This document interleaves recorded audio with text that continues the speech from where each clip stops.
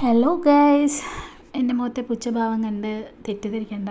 ഞാൻ വളരെ സന്തോഷത്തിൽ എനിക്കിഷ്ടമുള്ളൊരു സ്ഥലത്തേക്ക് രണ്ടാമത്തെ തവണ പോവാണ്. അതും എനിക്കിഷ്ടമുള്ള ആൾക്കാരുടെ കൂടെ. കോയമ്പത്തൂർ ഇഷ യോഗ സെൻറ്ററിലേക്കാണ് ഞങ്ങൾ പോകുന്നത്. നമ്മൾ രാവിലത്തെ ശബരി എക്സ്പ്രസ്സിനാണ് കയറിയത്. അങ്ങോട്ടുള്ള ടിക്കറ്റ് നമുക്ക് കിട്ടിയിരുന്നു, ഇങ്ങോട്ടുള്ളത് നമുക്ക് കിട്ടിയിട്ടില്ല. നമ്മൾ ഏകദേശം ഒരു 4 മണിയോടുകൂടി അവിടെ എത്തി, ഇഷ സെൻറ്ററിലെത്തി.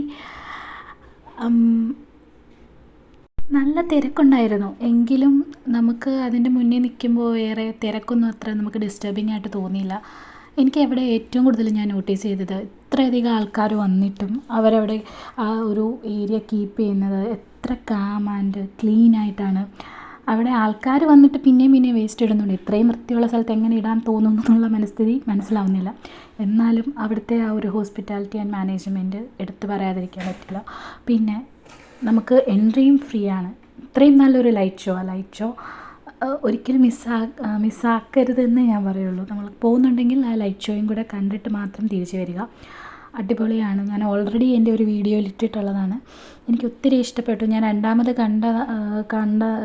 കണ്ടതാണെങ്കിലും എനിക്ക് ആ ഉള്ള ഒരു ഫസ്റ്റിലെ കണ്ട എക്സൈറ്റ്മെൻറ്റിൽ തന്നെ അവിടെ നിൽക്കാൻ പറ്റി.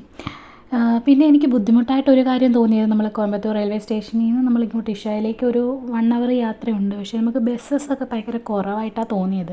ഭയങ്കര തിരക്കുമാണ്. അപ്പം ഇങ്ങോട്ടും അങ്ങോട്ടുമുള്ള ഒരു ട്രാവൽ മാത്രമേ ഉള്ളൂ ഒരു ബുദ്ധിമുട്ട്. പിന്നെ ടാക്സീസൊക്കെ ഉണ്ട്, ഷെയർഡ് ടാക്സിക്കൊക്കെ ഉണ്ട്. ബട്ട് ഇച്ചിരി റേറ്റാണ്. 600 ആണ് വൺ സൈഡ്. നമ്മളത് ഉദ്ദേശിച്ച് വരുവാണെങ്കിൽ ഓക്കെ, ടാക്സിക്ക് പോവുകയും ചെയ്യുകയാണെങ്കിൽ വേറെ പ്രശ്നമൊന്നുമില്ല. ടാക്സിയൊക്കെ ഒരുപാട് അവൈലബിൾ ആണ്. പിന്നെ ബസ് സർവീസിൻ്റെ കാര്യമാണ് പറഞ്ഞത്. പിന്നെ അവിടുത്തെ ഈ യോഗ സെഷൻസ്, അങ്ങനെ അവിടെ നമുക്ക് താമസിച്ച് അവിടെ നിൽക്കാൻ ചെയ്യാൻ പറ്റുന്ന സെഷൻസൊക്കെ ഉണ്ടെന്ന് ഞാൻ ഇപ്പോഴാണ് അറിഞ്ഞത്. നമ്മുടെ മൈൻഡിനെ റിഫ്രഷ് ചെയ്യാനും റിജുവനേറ്റ് ചെയ്യാനും പീസ്ഫുൾ ആകാനും കുറച്ച് ദിവസം എല്ലാത്തിൽ നിന്നും നമുക്ക് മാറി നിൽക്കാനൊക്കെ പറ്റിയ ഒരു സ്ഥലമാണ്.